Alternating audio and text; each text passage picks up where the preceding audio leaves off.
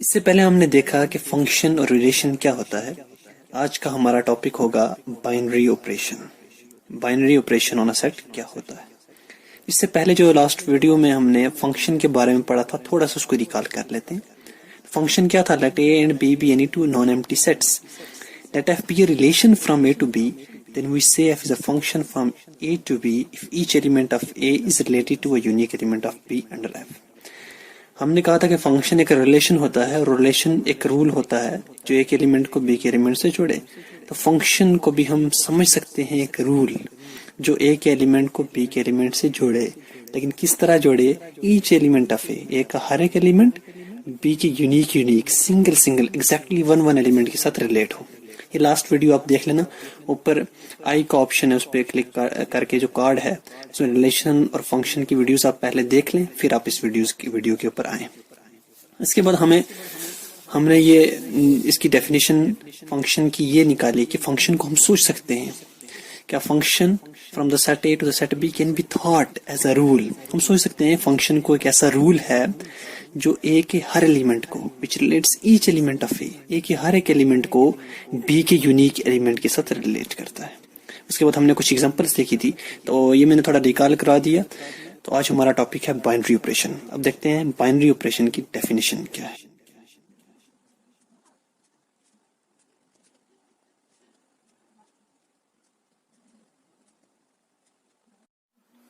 अभी मैंने आपके सामने डेफिनेशन लिख दी है। अब हम समझते हैं कि बाइनरी ऑपरेशन का एक्चुअल मीनिंग क्या है। तो let S be any set, obviously non empty set. Let S be any set then any function from S cross S to S is known as a binary operation on S. S कोई भी set है तो कोई भी function S cross S से S cross S में क्या होगा? ऑर्डर्ड पेयर्स होंगे। Ordered pairs A cross B में ऑर्डर्ड पेयर होते हैं, पहला एलिमेंट ए से होता है और दूसरा एलिमेंट बी से। तो एस क्रॉस एस में वो ऑर्डर्ड पेयर्स होंगे जिनका पहला एलिमेंट भी एस से होगा, दूसरा एलिमेंट भी एस से होगा। तो हम कह सकते हैं ये ordered pairs of elements of S, यानी एस के एलिमेंट्स के ऑर्डर पेयर होंगे। ठीक है, याद रखो ये बात। अच्छा, तो एस कोई भी सेट है तो कोई भी फंक्शन जो एस क्रॉस एस से एस तक हो, यानी जिसका डोमेन एस क्रॉस एस हो और कोडोमेन एस हो। देखो f is a function from A to B, तो यहाँ ए क्या होता है? डोमेन ऑफ एफ, और बी क्या होता है? Codomain of F.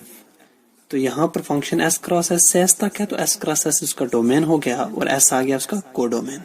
हम अभी समझेंगे इसका एक्चुअल मीनिंग क्या है, पहले इसकी डेफिनेशन देख रहे हैं। तो कोई भी फंक्शन जिसका डोमेन एस क्रॉस एस हो और कोडोमेन एस हो, हम उसको कहेंगे binary operation on S cross S, नहीं, binary operation on the set S. ठीक है, ये थी डेफिनेशन। लेकिन लास्ट वीडियो में हमने देखा था कि हम फंक्शन को एक रूल समझ सकते हैं, फंक्शन को एक रूल समझ सकते हैं जो ए के हर एक एलिमेंट को बी के सिंगल एलिमेंट के साथ रिलेट करे। ठीक है, तो क्योंकि बाइनरी ऑपरेशन एक फंक्शन है, तो बाइनरी ऑपरेशन को भी हम समझ सकते हैं कि रूल है, एक रूल है जो किसके एलिमेंट को, जो एस क्रॉस एस के एलिमेंट को एस के एलिमेंट से रिलेट कर रहा है। अब एस क्रॉस एस में क्या है? Order pair. तो हम सोच सकते हैं कि बाइनरी ऑपरेशन ऐसा रूल है जो ऑर्डर्ड पेयर को रिलेट करता है, लेकिन सिंपल एस के एलिमेंट के साथ, यानी जो ऑर्डर्ड पेयर्स को सिंपल एस के एलिमेंट के साथ रिलेट करता है, हर एक ऑर्डर पेयर को, ईच ऑर्डर पेयर को यूनिक एलिमेंट के साथ रिलेट करता है। तो हम बाइनरी ऑपरेशन को समझ सकते हैं एक रूल है जो एस के एलिमेंट्स के हर एक ऑर्डर्ड पेयर को एस के एलिमेंट के साथ रिलेट करता है, यूनिक एलिमेंट के साथ। तो इस डेफिनेशन के आगे हम लिख सकते हैं विच मीन्स, यानी इस डेफिनेशन का मतलब क्या है? which means binary operation on S, on the set S is a rule, क्योंकि बाइनरी ऑपरेशन फंक्शन है और फंक्शन एक रूल होता है, तो हम बाइनरी ऑपरेशन को सोच सकते हैं एक रूल है which relates each ordered pair of elements of S। देखो S क्रॉस S को S से रिलेट कर रहा है। S क्रॉस S में क्या है? Ordered pair. ऐसे ऑर्डर्ड पेयर, पहला एलिमेंट भी S से, दूसरा एलिमेंट भी S से, यानी वो S के एलिमेंट्स के ही ऑर्डर्ड पेयर हैं, तो उनको S के एलिमेंट्स से रिलेट कर रहा है। Let's each order pair of elements of S to और unique element of S।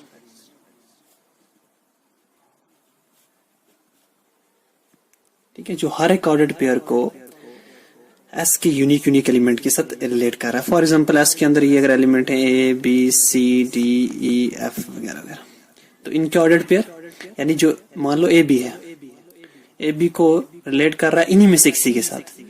B C है, B C को रिलेट कर रहा है इन्हीं में से किसी के साथ। D E को रिलेट कर रहा है इन्हीं में से किसी के साथ। यानी दो एलिमेंट उठाने हैं। ऑर्डर्ड पेयर में दो एलिमेंट होते हैं ना, तो दो एलिमेंट उठाने हैं, यानी उनका जो ऑर्डर्ड पेयर है उनको रिलेट करे उसी सेट के किसी एलिमेंट के साथ, तो उसको कहते हैं हम binary operation on the set S। तो आपको पता होगा, लास्ट वीडियो में शायद मैंने बताया नहीं, हम फंक्शन को सोच सकते हैं, फंक्शन को एक मशीन सोच सकते हैं।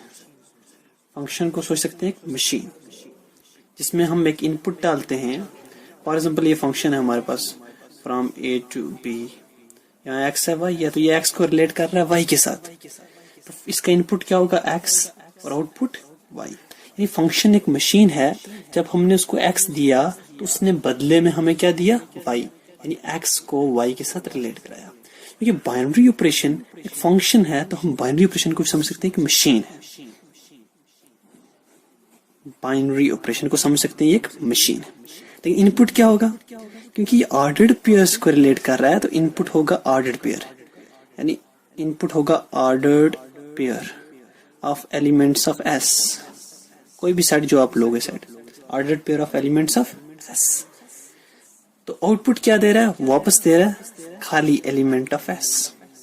ऑर्डर्ड पेयर डाल रहे हैं, एलिमेंट निकल रहा है, जिस सेट के ऑर्डर्ड पेयर डाल रहे हैं उसी सेट का हमें कोई एलिमेंट मिल रहा है। ये याद रखना, ईच ऑर्डर्ड पेयर। उस मशीन के अंदर पावर होनी चाहिए कि वो हर एक ऑर्डर्ड पेयर लेके यूनिक एलिमेंट ऑफ S हमें बदले में दे। तो बाइनरी ऑपरेशन आप समझ गए। बाइनरी ऑपरेशन एक मशीन है जिसके अंदर हम दो एलिमेंट डालते हैं, दो एलिमेंट यानी ऑर्डर्ड पेयर, जिसके अंदर हम दो एलिमेंट्स डालते हैं, बदले में वो हमें सिंगल एलिमेंट देती है, उसी सेट का एलिमेंट दे, तो हम कहते हैं कि वो बाइनरी ऑपरेशन है। तो मैं अभी एग्जांपल दूंगा, एग्जांपल से आपको क्लियर हो जाएगा कि ये मसला क्या है। तो हम एग्जांपल लेते हैं। तो हमने एग्जांपल ली, हमने नेचुरल नंबर का सेट लिया। अब प्लस आपको एक मशीन नहीं लग रही क्या? प्लस एक मशीन है। कैसे? प्लस एक मशीन है जिसके अंदर अगर हम दो एलिमेंट डालें, कोई भी दो, 2 3 डालें, हम इसके अंदर 2 3 डालें, तो प्लस हमें क्या देगा वापस? 5। 2 + 3 5।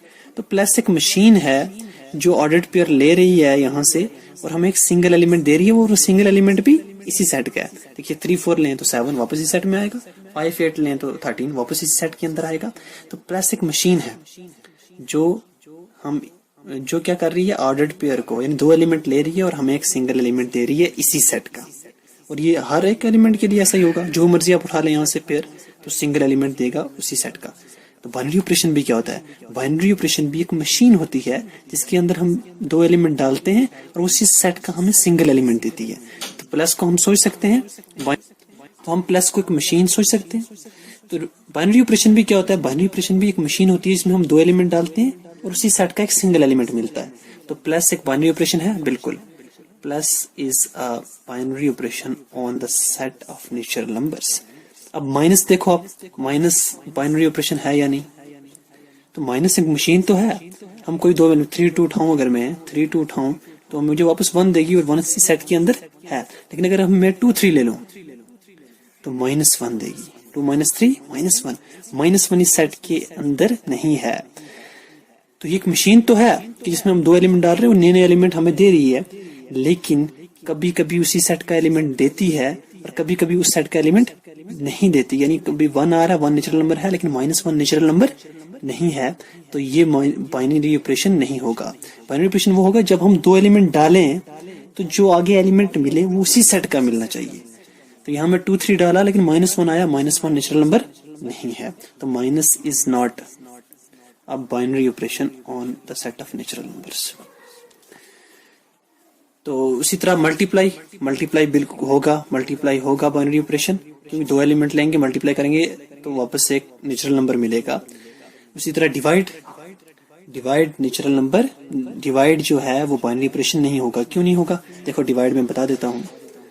अगर मैं यहाँ पर 6 और 3 डालूं तो 2 मिलेगा, 6 डिवाइड बाई 3 2 आएगा, वो नेचुरल नंबर है। लेकिन अगर मैं 1 और 2 ले लेता हूं तो 1/2 आएगा। 1/2 नेचुरल नंबर नहीं है। ये मशीन तो है, एलिमेंट्स ले रही है, 2 सिंगल एलिमेंट दे रही है अलग अलग तरह के, लेकिन कभी कभी एलिमेंट उस सेट का देती है, कभी कभी एलिमेंट उस सेट का नहीं देती। लेकिन अगर बाइनरी ऑपरेशन जो होता है हमेशा उसी सेट का एलिमेंट देता है, तो ये डिवाइड भी बाइनरी ऑपरेशन नहीं होगा। ये नेचुरल नंबर पे हमने देख लिया।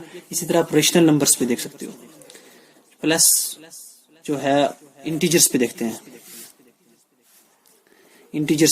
हमने इंटीजर्स का सेट ले लिया, 0 1 2 3 सो ऑन, -1 -2 सो ऑन, हमने ले लिया सेट। प्लस बिल्कुल बाइनरी ऑपरेशन होगा। 2 एलिमेंट लेंगे, ऐड करेंगे, 2 इंटीजर लेंगे, ऐड करेंगे, वापस एक इंटीजर आएगा। नेगेटिव माइनस भी, देखो 2 में से 3 निकाला, -1, वो भी सी के अंदर मौजूद है। 2 एलिमेंट लिए सेट के, वापस माइनस ने जो तीसरा एलिमेंट दिया वो भी सेट के अंदर था। उसके बाद मल्टीप्लाई, बिल्कुल 2 इंटीजर्स को मल्टीप्लाई करेंगे, वापस एक एलिमेंट आएगा और वो इंटीजर ही होगा। डिवाइड जो है वो बाइनरी ऑपरेशन नहीं है। कैसे? मैंने लिया 1 और 2, तो 1/2 जो है, डिवाइड किया इन दोनों को, तो 1/2 जो आया वो इंटीजर में से नहीं है।